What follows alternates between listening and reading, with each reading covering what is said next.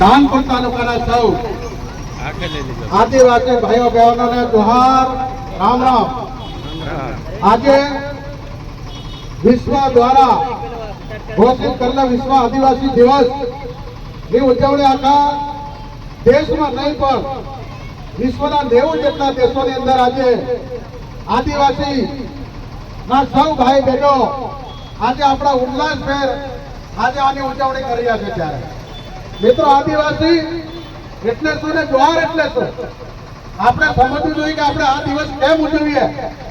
મિત્રો, કહેવામાં આવે છે કે બાબા રામ પહેલાના પણ આપણે આદિવાસી છીએ. એના માટે આપણે જોરદાર પત્કારી કરી લઈએ અને કરિયાટી કરી લઈએ. બોલો.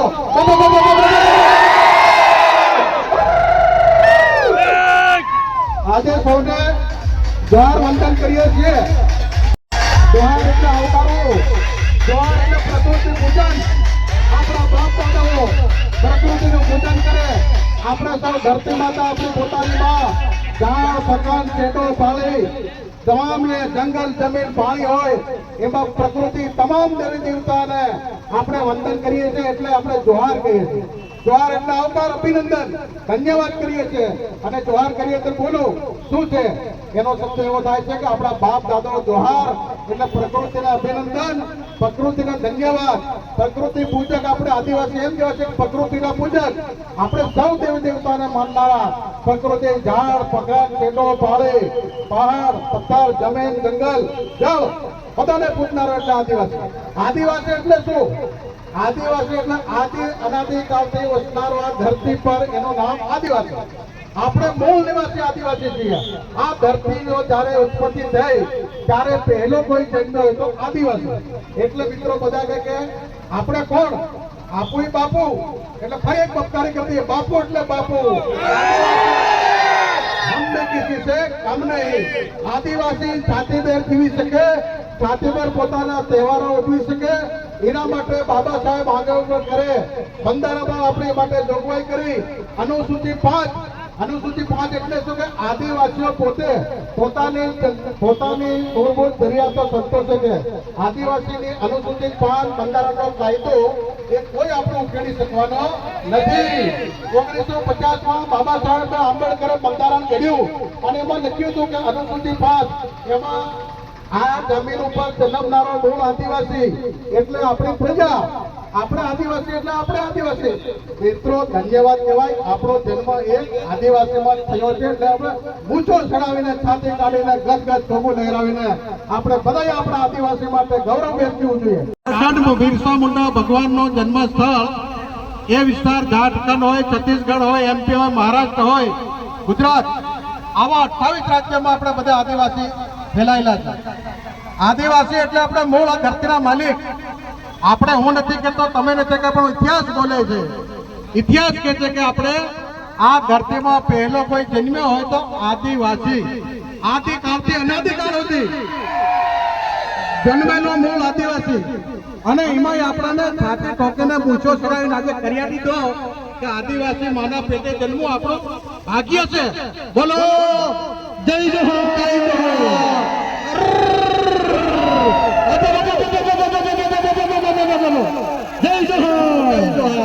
એટલે મિત્રો, આજનો દિવસ આપણા માટે બહુ જ આનંદનો ઉત્સાહનો છે. ધીરે ધીરે કરતા 1994માં વિશ્વ આદિવાસી દિવસ ઘોષિત કર્યો અને આપણે થોડી જાગૃતતા આવી. આપણા પહેલાના બાપ દાદા આપણા લંગોટી પહેરતા, આપણે આયા ઝૂલડી પહેરતેલી, ખાવાના ઠેકાણા નહોતા, વેરે પાણી પીતા, બાબો દેવ પૂજતા, સુલો પૂજતા, ઝાપો પૂજતા, બાબો દેવ કરતા, નવાઈ કરતા, વિવાહ કરતા, આ બધું કરતા. પણ આપણે હવે ભૂલ્યા છે. સુધરી આવ્યું નહીં, પણ આપણી સંસ્કૃતિ, આપણી આયા, આપણી બોલી, આપણે આપણી આઈને આયા કે બાને બા કે આપણા બાપને. એટલે આ આપણી સંસ્કૃતિ હતી. બા ને આયા એટલે કેતા છોરું જન્મે ને બોલતું શીખે એટલે આયા અને બા. આવી રીતે આપણો દેશ અને એમાં આપણે આદિવાસી ભાભી સબરી ભીલેડ બાબા રામ કરતા પણ આપણો અગેલા છે. એના માટે પણ એક કરિયાટી પત્કારી કરી દઈએ કે આદિવાસી છે. ત્યારે મિત્રો, આઝાદીના 75 વર્ષ થયા. આપણો ભારત દેશ 1950માં આઝાદ થયો. ત્યાંથી માંડીને 75 વર્ષ સુધી આપણે આદિવાસી કઈ છે, આપણી હમણાં પરિસ્થિતિ કેવી છે, બધા પોતે સંકલ્પ કરો. ઘેર જઈને કે આદિવાસીઓમાં એક રહેવું, કાકા બાબા ભાઈઓ ભુવન બધા ફળિયું હોય પટેલ હોય, જૂના જૂના પટેલ હતા, ફળિયા પટેલ હતા, પટેલ હતા, પુદારા હતા. આ બધું આપણે ભૂલવાનું નથી. પણ આપણે આદિવાસી એટલે પ્રકૃતિ પૂજક. પ્રકૃતિ એટલે હું કે ઝાડ પાન પાળી પથ્થર શેઢો, ઝાડ જેટલા ઝાડ એટલો દેવ, ડુંગર એટલો દેવ, પથ્થર એટલા દેવ. આપણે બધા પ્રકૃતિના પૂજક. એટલે જય જોહાર બોલીએ. જય જોહાર એટલે અભિવાદન, આનંદ છે. જય ગણવો ધૂણે તે હું બોલે આપણે હું કહીએ જોહાર બાપી જોહાર. એટલે પધારો અમારી કણ આવો. આપણે પ્રકૃતિ પૂજક એટલે આપણે સાલ ધાપો બધું પૂજી, પાન પકમ શેઢો પાળી બધાને નેવજું કરીએ, બાળકને નેવજ આવી આ બધું કરતા આવ્યા છે. આપણા બાપ દાદા કરતા આ બધું આપણે ભૂલવું નહીં. આપણી સંસ્કૃતિ યાદ કરો. આવનારા સમયમાં નાના છોકરા છે એ ભૂલી જાય આદિવાસી શું હતું. એટલે આપણો પહેરવેશ પાઘડી કોફેર બંડી ભોરિયા આકલો આપણે માયો કટલા ભોરિયા આ બધું ધીમે ધીમે નષ્ટ થાય. પણ દરેક ઘરમાં એક કામથી હોવી જોઈએ, દરેક ઘરમાં એક ધાર્યું હોવું જોઈએ. જય જોહાર, ગાંગ હોવી જોઈએ, કોફેણ હોવી જોઈએ, આપણે કન ધાર્યું હોવું જોઈએ. તમામ જાતના મોટું પાળિયું પણ હોવું જોઈએ. એ આદિવાસીનું નિશાન કહેવાય. તેમને કામઠું આપણે આવો પ્રસંગ આવે તો હરિયા કામઠી રાખીએ નહીં, પણ આપણે કાયમ રાખવું જોઈએ. આપણી નિશાની છે આદિવાસી એટલે હરિયાણ કામઠી વાળા. આપણે આવ્યો આપણા માંડવીભાઈ અને હોતરું પડી જાય અને પછી ઓરને હું કે ભાયા ચાલ ઊભો થઈ જા રે, ભાયા ચાલ ઊભો થઈ જા રે, કાકા સાથેલા છે ભાવતાની વાત, પાછળ કાકીઓ ઘેરતેલી છે જાગવાનો સમય આવી ગયો. હવે જાગો ભાઈઓ, આપણે જાગવાની વારી છે.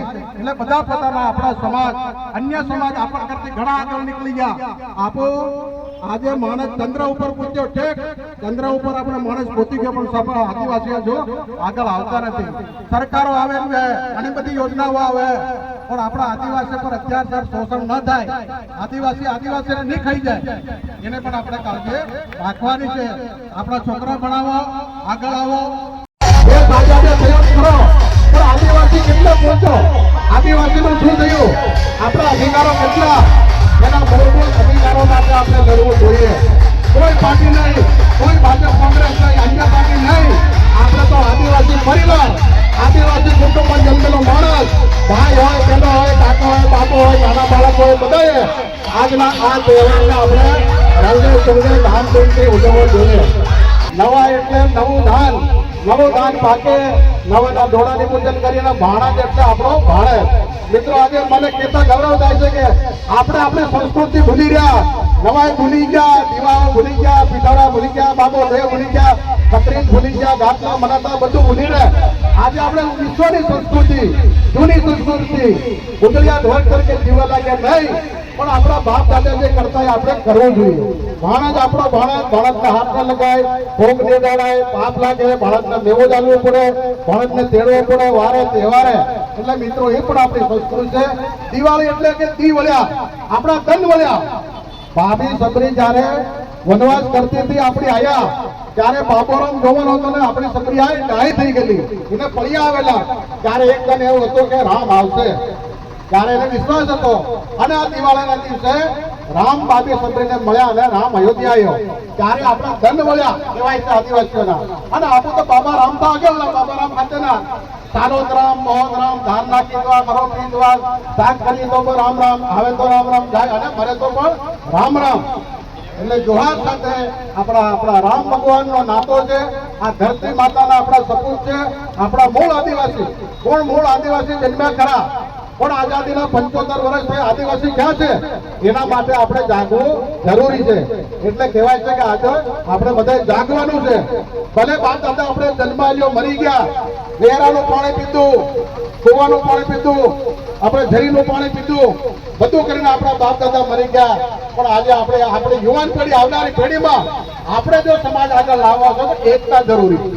કોઈ પાર્ટી પક્ષ કર્યા વગર આદિવાસી એટલે આદિવાસી એક જ રહેવું જોઈએ. એક વગર બીજો કોઈ આપણો બલિવાર થવાનું નથી. એટલે કોઈ પણ વાળા વગાડું હોય કે આપણા સમાજને વેરવિખેર કરવા માટે ઘણા બધી પાર્ટીઓ સમાજો આપણી પાછળ પડ્યા છે. આપણે જાગૃત થવાની જરૂર છે. આપણે કોઈથી કોઈના જે શરમ આવ્યા વગર આપણે સંસ્કૃતિ, આપણી ભાષા બોલી, આપણે આયા કેટલા બા કેટલા આ બધું ભૂલી ગયા, પણ આપણા છોકરાઓને સંસ્કૃતિ યાદ કરાવી કે અમારા મા બાપ આવું બોલતા હતા, આયા કહેવાય, બા કહેવાય, માવો ભાઈ કાકો કાકી, આ બધું ભૂલાતું જાય છે. નવી સંસ્કૃતિ આવી ગઈ છે. આપણો પહેરવાશ, આપણા ઘૂંઘટાઓ, આપણું બેડું, આપણી તુંબડી, આપણો કચરોટ, આપણો સાટવો, આપણી હાંડલી, આ બધું યાદ કરવાનો દિવસ છે. આજે 31 વર્ષ જનોને જાહેર કરતા થયા, પણ આજે ધાનપુર તાલુકો એક છે, લેખ છે, બધા સાથે રહે, કોઈને પીવાની જરૂર છે. આદિવાસી એટલે આદિવાસી, અમો એ આદિવાસી બાપુ છે, આપણે આપણી ધરતી માતા છે, પહાડ પકાન ખેડો પાડે બધું જ આપણું છે. એટલે મિત્રો આજના દિવસે બધાને જોહાર વંદન કરીએ છીએ.